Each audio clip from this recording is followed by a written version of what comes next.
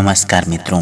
एक लड़की जो इतनी ज़्यादा खूबसूरत थी, इतनी ज़्यादा हसीन थी, नौजवान थी, जिसे जो भी देखता बस देखते ही रह जाता, ताकते ही रह जाता। आखिर उस लड़की ने अपने जवानी में ऐसा क्या गुनाह कर दिया जिसकी वजह से जब उसकी मृत्यु हुई तो उसका शरीर अजीब रूप में परिवर्तित होने लगा। इस घटना को जिसने भी सुना स्तब्ध रह गया।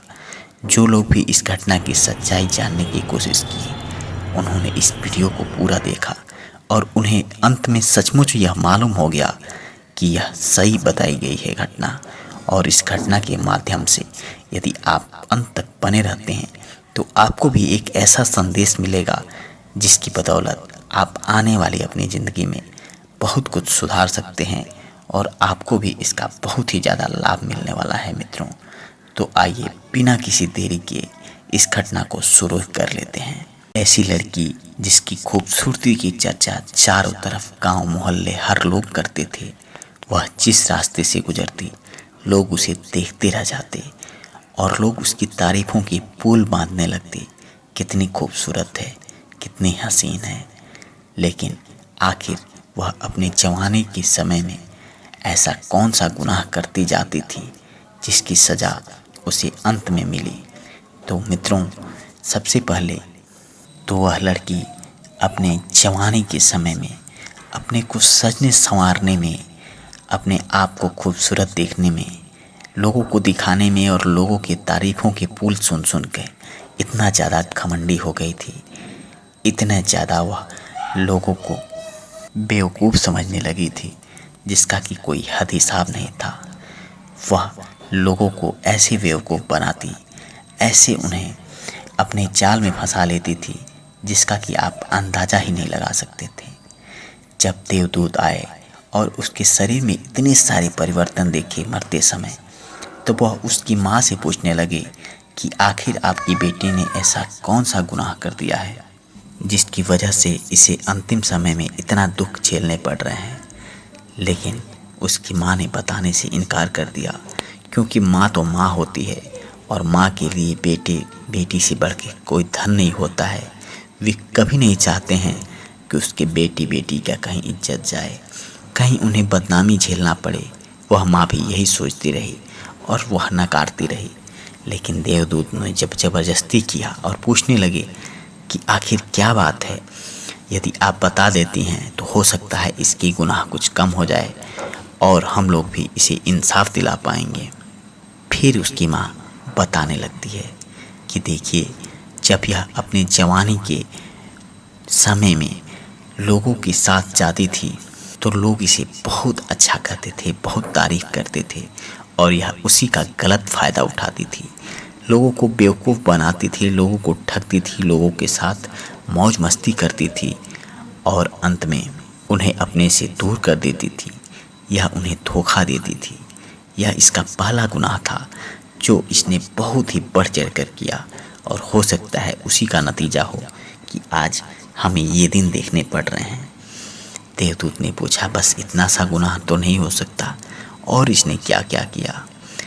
वह बताने लगी कि जिस माँ बाप ने इसे जन्म दिया, यह उस माँ बाप की कभी कद्र नहीं करती थी, यह उसे देखना भी नहीं चाहती थी। कई बार तो मैं इसे जब समझाने की कोशिश करती, बताने की कोशिश करती थी, तब यह मुझे डांटने और बोलने लगती थी।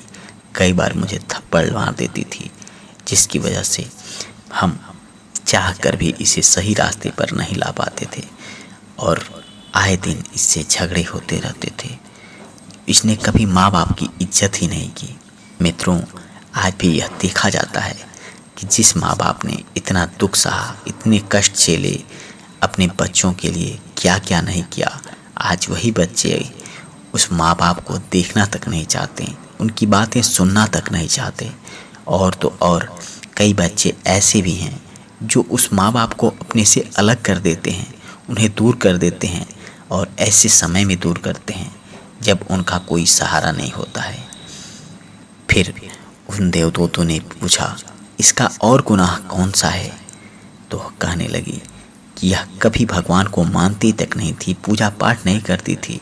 हम लोग जब मंदिर जाते थे तब यह कुछ न कुछ बहाना बनाकर मंदिर ना जाती थी किसी देवी देवता के सामने आज तक नतमस्तक नहीं हुई और कई बार हम लोगों के पूजा पाठ करने में भी बाधा डालती थी।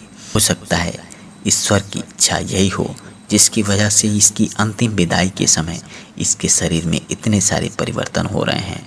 यह अजीब सी जानवर बनती जा रही है और भगवान की मर्जी के बिना कुछ नहीं होता है, इसलिए हो सकता है उनकी मर्जी भी इसके साथ यही हो। देवदूत कहने लगे कि नहीं, कुछ और भी गलती रही होगी।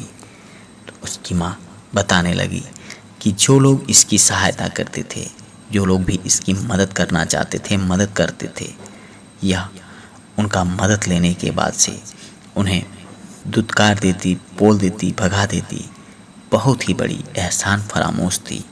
अपनी पूरी भरी जवानी में यह लोगों के एहसान फरामोश का काम किए।